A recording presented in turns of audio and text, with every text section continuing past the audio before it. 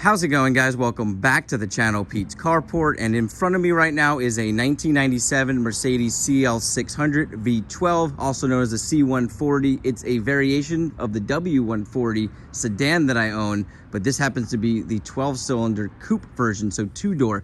Now, I've had this on my channel before. It is a subscriber's car, and he was having some crazy electrical issues. Took it to a shop, they tore it apart, they spent weeks on it, never figured it out, so I said, tow it over to me.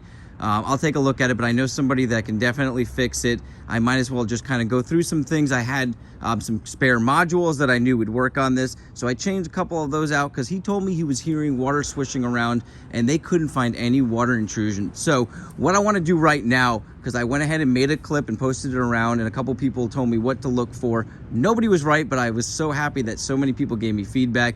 Here is what's going on, though. I'm going to clip it in now. I'm sitting in a beautiful 97 cl600 owned by one of my friends, subscriber. We go ahead and start it up. Now, I just swapped the battery out. This was not showing before, but our suspension, ESP, and ABS lights are now on with a fresh battery. The battery had drained completely out because when we turn this car off, it does a crazy light show. And so I don't know where to start. I'm hoping maybe it's a module that got wet, because that's what we're suspecting. He said he heard water swishing around. We checked all the drains, cleared all of those, and now we got to figure out what might have caused this. Hoping one of you guys have seen this before. Maybe you've had this happen to your car and you know exactly what to do. I'm kind of lost on where to start. Now, here's the funny thing. As soon as I open the door, everything stops and goes back to normal, but there definitely is a draw because the battery died in just a couple of days of sitting. You guys have an awesome day, a blessed week. I can't wait to hear what you guys have to say about this. Hopefully we can get them back on the road.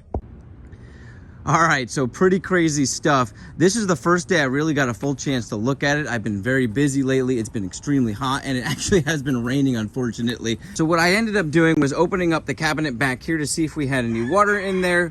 I didn't see any evidence of water intrusion here, but I had a spare ECM, the basic module back here, and I went ahead and swapped that out because I know mine was good. But typically on these, the fuses will blow and maybe you'll get a no start. I've had that in the past too. So I moved on from that because I didn't fix anything. But after starting it back up again, I was hearing all this clicking, as you guys heard, and I said, let me kind of play around with this. And I realized none of the door locks were working. The door lock button wasn't working. I started thinking, I wonder if this has anything to do with the pump that's under the back seat, which will control your locks, your security features and stuff like that. So I kind of came in here. This is what that shop ended up doing. They pulled all this out and they told them there was no water intrusion in there, but they said they'd still dry it out. So I ended up pulling this front seat up, looking in here, and first thing I saw was some water spots, a little bit of what might be mold forming, but nothing crazy. So I pulled the back seat off.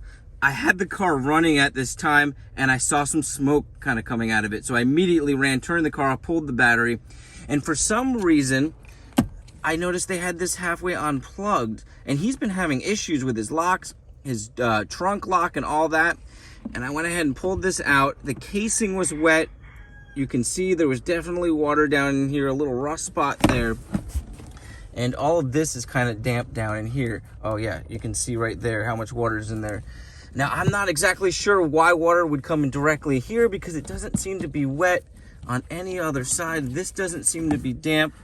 I'm hoping somebody in the comments can tell me what might have caused this. So maybe the sunroof drains is what caused this, or some other type of drain that's clogged. If you guys know exactly what would cause the water to come directly in here, that would be amazing if you can fill me in. But right now, I think I either need to change this module out for him completely. Maybe we can dry it out. I'm gonna kind of open it up, see if I can get it to dry out. Unfortunately, like I said, it was kind of smoking, so I'm hoping nothing got severely burned out. But this is what I'm gonna start with here. So I'm gonna go ahead and pull this out now, take it apart, see if we can dry out everything in there. I also am not sure on a 97 if you can just swap these or they need to be programmed to the car. I know on my 95, I showed you guys in the past, you can go ahead and swap these pumps out and you have no issue with security. I don't know if they upgraded that on the later models where you might not get a start or something like that. But let's go ahead and pull this out and take a look, and hopefully we don't have too much water in here. We can at least dry out everything that's in here for now and get it put back together and try to start it again. So let's go ahead and do that. Well, this is interesting. I had a hell of a time with this plug, and look at that corrosion.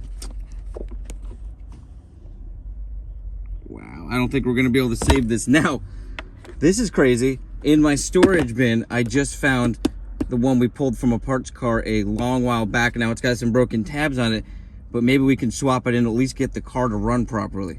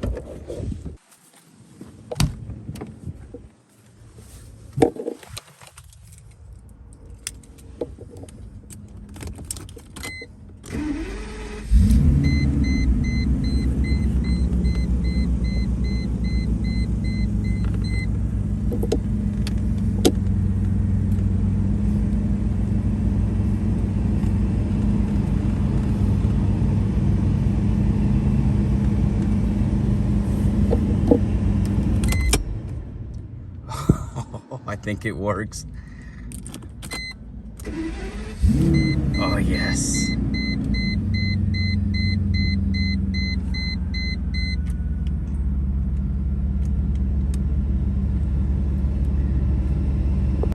So guys, what amazing news. Now the car is running the way that it should, except our door locks and all that's not working. And that is due to the part that I was able to swap in had some broken tabs here. I'm so glad I held on to this because I thought about tossing it since I broke these tabs when I was trying to pull this from a parts car.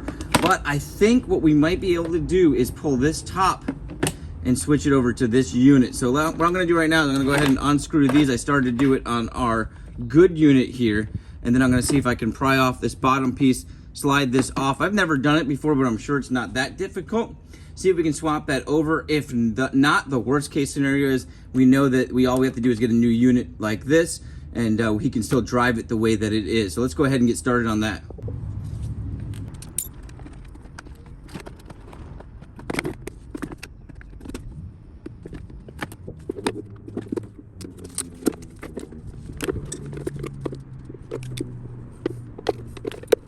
Look how wet. I have no idea how this unit was working. It is totally rusted. Oh my gosh. Now I just got to see how this stuff comes out and this top part comes off.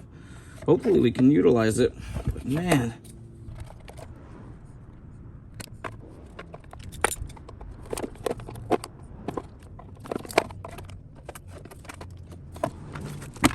Well, as you guys probably already noticed, there is only 4 prongs on this one, which is the one that I had from a parts car, and there are 5 prongs on the one I was taking apart. And anyways, it's gonna be really difficult to swap this over. It looks like it can be done, but I would not have wanted to go down that road. I would have feared that I would have broken something in here, being that it's a very old unit. Now, the weird thing is they do have the same part number, and I know there were variations throughout the years. You obviously have coupes, you have sedans, I don't know if that even matters, but you had a lot of different models. And so I went online and I did find somebody who had a used, good working one with the 5-prong setup so that we can run it exactly how it was in his car. So I'm gonna go ahead and get that ordered.